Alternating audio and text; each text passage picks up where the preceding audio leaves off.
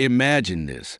A small West African nation, often ignored by the world, stands up to a global superpower, not with weapons, but with courage, facts, and a demand for justice. Togo is challenging France and shaking the foundations of global power. This isn't just about money. It's about dignity, about freedom, about Africa rising. And tonight, you're going to hear the story the world doesn't want you to know. Good evening, and welcome to tonight's biggest story. In a bold and historic move, the Republic of Togo is standing up against decades of economic exploitation. And the whole world is paying attention. For far too long, France has taken massive financial advantage of its former colonies in West Africa. Experts say over $240 billion has been pulled from the region through unfair trade deals, currency control, and natural resource exploitation. But now, Togo is saying no more. President Faure Gnassingbé and top government officials are demanding a total reset of their relationship with France, especially regarding the CFA franc, a colonial-era currency still controlled by the French treasury. Critics say this currency has kept African countries trapped in poverty. It has drained wealth, blocked growth, and silenced economic freedom. But that's just the beginning. Togo has also launched investigations into French-owned businesses, accusing them of dodging taxes, underpricing exports, and refusing to reinvest in the local economy. The government is now writing new laws that will give local people more control over natural resources, trade, and development. A recent government statement said it clearly. Togo is not a colony. We will no longer allow the stealing of our land, our labor, or our future. Across West Africa, this move is being seen as part of a rising movement, a wave of countries like Burkina Faso, Mali, and Niger, who are also distancing themselves from French control and calling for African unity. In Togo, the public response has been powerful. People filled the streets, waving flags and chanting for freedom, justice, and African pride. The message is loud and clear. Togo is reclaiming its voice, its economy, and its future. This is the start of a new Africa, one that no longer bows to colonial leftovers, but stands tall with pride and power. Let's take a deeper look at what's really happening. Togo is a small West African country, often ignored on the global stage.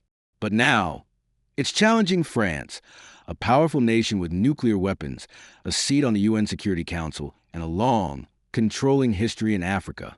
At the center of this conflict is a shocking number, $240 billion. That's the amount many believe France has taken from its former colonies, wealth built through decades of colonial rule and post-independence control. Imagine if your landlord had secretly taken your salary for decades while you struggled to survive. That's how many describe France's relationship with Togo and other West African nations. Togo might be small, but this fight is huge. It could change the future of Africa-France relations forever. The Togolese people and their leaders are demanding justice. They want to know, why is France still holding the keys to their financial future? Why are African countries still tied to a system that keeps them dependent? This isn't just politics. This is a fight for economic freedom, a fight to break chains that have lasted for generations. For years, the anger was silent. People whispered in frustration. But now, Togo is speaking loud and clear.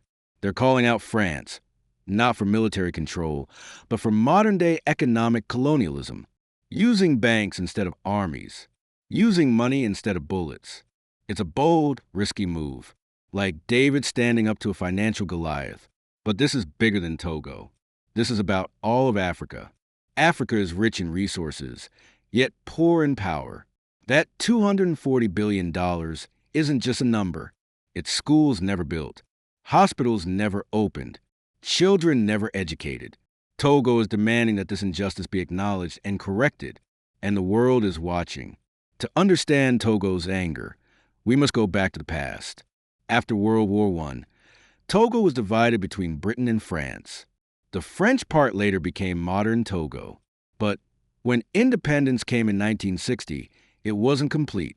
France kept control through cooperation agreements, deals that still gave them power over Togo's economy, especially its currency.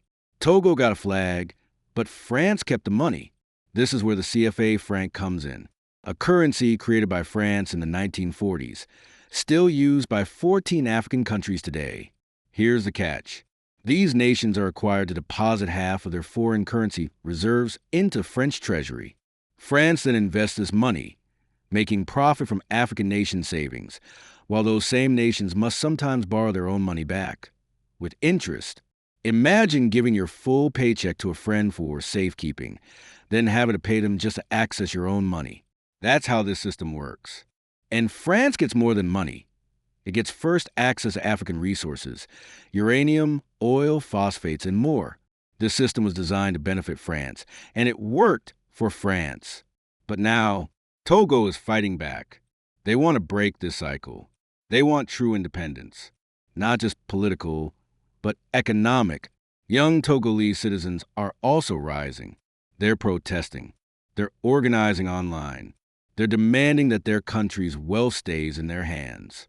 Togo's government is negotiating new trade deals with countries like China, Turkey, and Brazil, seeking partnerships that don't come with colonial strings attached. This isn't just talk. This is real action. For ordinary people in Togo, this fight is personal. It's not about abstract billions.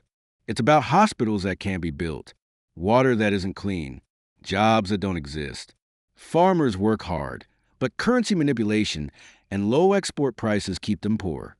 Young people leave the country, chasing better futures elsewhere.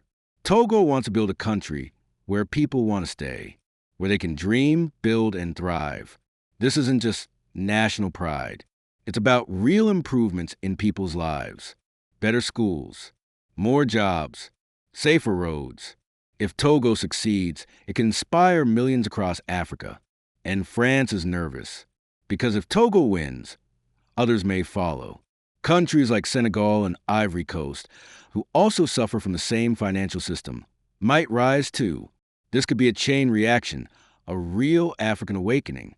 France has a lot to lose: access to resources, control, and influence. But Africans are tired of giving and getting nothing back. This movement isn't about revenge. It's about respect, justice, and power. Togo's fight is Africa's fight, and the battle has just begun. Political freedom was a first step. Now it's time for economic freedom. This is the dawn of a new Africa, one that refuses to be owned, bought, or controlled, an Africa that builds its own future. So the question remains, will David defeat Goliath? Only time will tell. But one thing is certain, Africa is no longer silent. It's speaking loud and clear, and the world must listen. If this story moved you, don't forget to like, share, and subscribe. You're watching Code of the Lion, the voice of a rising Africa.